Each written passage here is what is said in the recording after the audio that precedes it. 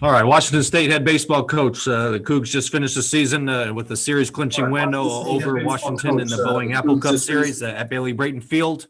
We'll go questions. First couple of questions, I think it's going to be from Rob Jesselson and Spokane TV. Go ahead, Rob. Hey, Coach, congratulations on a nice series victory. How good does it feel to take 2 out of 3, especially against Washington? Rob, yeah, thank you. I appreciate that, and we appreciate that. I think the biggest thing was just being able to anchor down the Apple Cup for the athletic department and the university. That was really cool to be able to play for that.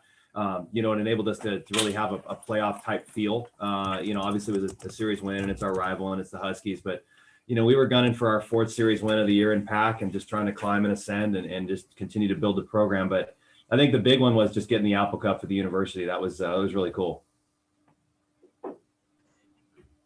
Yeah, just to piggyback off of that, you mentioned winning the Apple Cup trophy. How much did you guys think about that going into today's game? Well, the coaching staff thought a lot about it, but we tried to really keep it from our players best we could. Anytime we found and just you start talking about results and winning and all those things and getting outside of the process and staying in pitch at a time and all those cliches that are so critical to being successful. We really tried to downplay it and just say, hey, it is what it is. Everybody knows it, but let's really try to stay on the process. I thought our guys were pretty excited the first couple of games, and I didn't think that we really played as good as we could have played, but that's baseball. And, it's our rival. And that was a first for me here, but in going through rivalry series, typically it gets really emotional. But I thought our guys did a great job today of just being more process oriented and being more balanced and level and playing the game that you need the way that you need to play the game.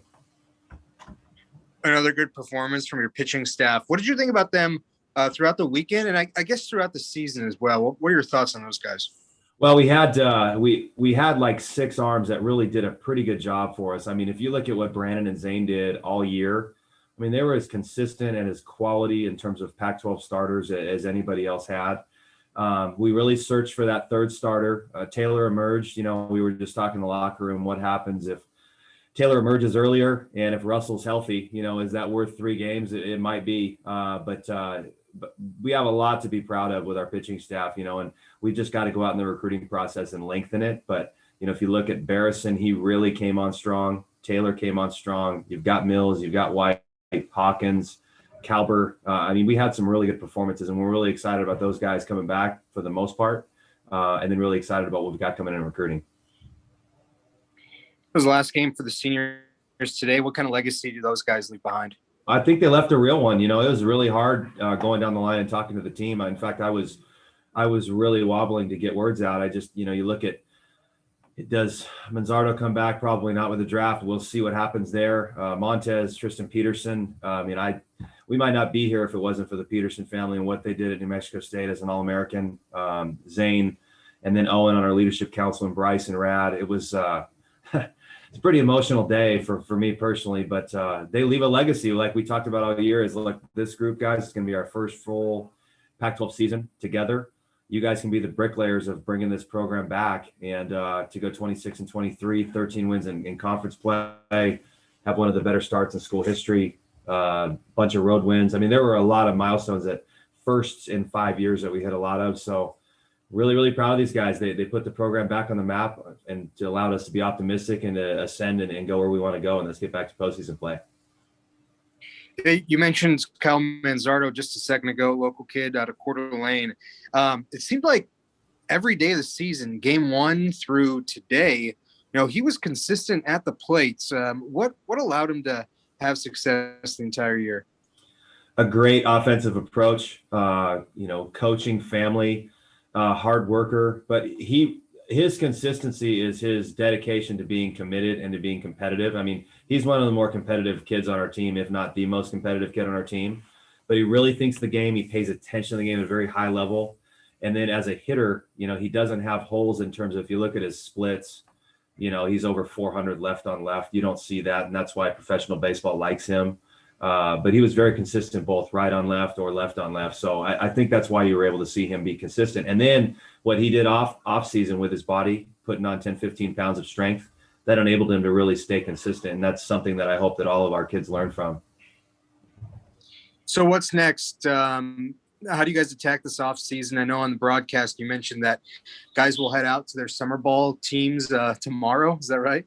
It really is. It's pretty awesome. When you're around programs that aren't successful, the kids, I need a week off. And if you're really climbing and hungry and competitive, the kids I want to get to summer ball, especially the guys that weren't playing as much as the other starters were. But yeah, we've got a bunch of kids leaving tomorrow, going to the Northwoods or all across the country, and they'll get their opportunity to develop and get better.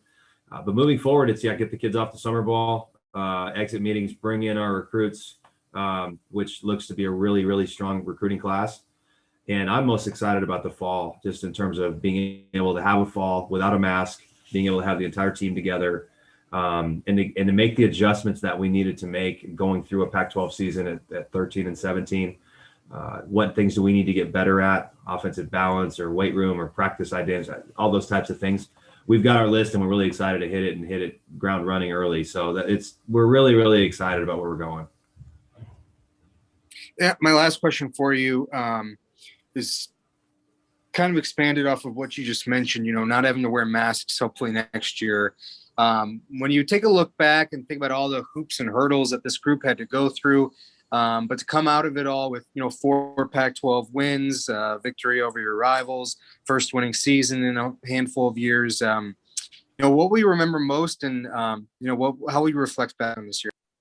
I think I'll remember most this team, their ability to buy in and to really allow us to be their coaches and to do it early. The transformation from last year's team to this year's team from a cultural standpoint was amazing. The relationships that I have with Brandon and Zane and Manzo and Montez, Cody, you name it, Vandy, all those returners. But the guys that were here a few years ago, the relationships that we formed together in a working relationship and wanting to bring the program back, that's what I'll remember the most about this specific group, because we did it this year with a bunch of guys who were here a couple of years ago. And I was just so happy for them to have the success that they had and at least taste some winning. And they put the program back on the map. So I'm really, really happy for them. And that's what I'll remember most. Perfect. Thanks, Coach. I appreciate it. You bet. Thank you. One last question for you, Coach Green. A bunch of series wins this year. You win at Cal, you win at Utah, and then you win over a top 10 Oregon team here at Bailey-Brayton Field. But how nice was it to cap the season with a series win over your rival at Bailey-Brayton Field? Couple hundred people here the last couple of nights. What was it like capping the season with some energy at Bailey-Brayton Field? Well, it's fun. The people in the stands were really energized. I mean, in the 8th inning when they were singing the fight song, which we hope to be a ritual here. We started that actually today. But when you look at just how this weekend went down with all the fans, there were 600 people there, and it sounded like 2,000 in the 8th inning there when we had the lead over the Huskies. It was pretty exciting, and you're kind of looking around going, this place got a chance to rock. So we're really excited about that. But it's the Huskies and it's the Cougs, and it's a big deal. And I had more text messages this week than any week of the season. And I knew that, but it's never about us. It's about our university. And I think really just bringing home the Apple Cup gave our kids a sense of pride. And I was happy for them because we got to deliver for Coug Athletics, being the last one to stand and to make a run. And it was 1-1 going into today. So I'm just happy for the guys that we were able to put the flag down and bring the cup home.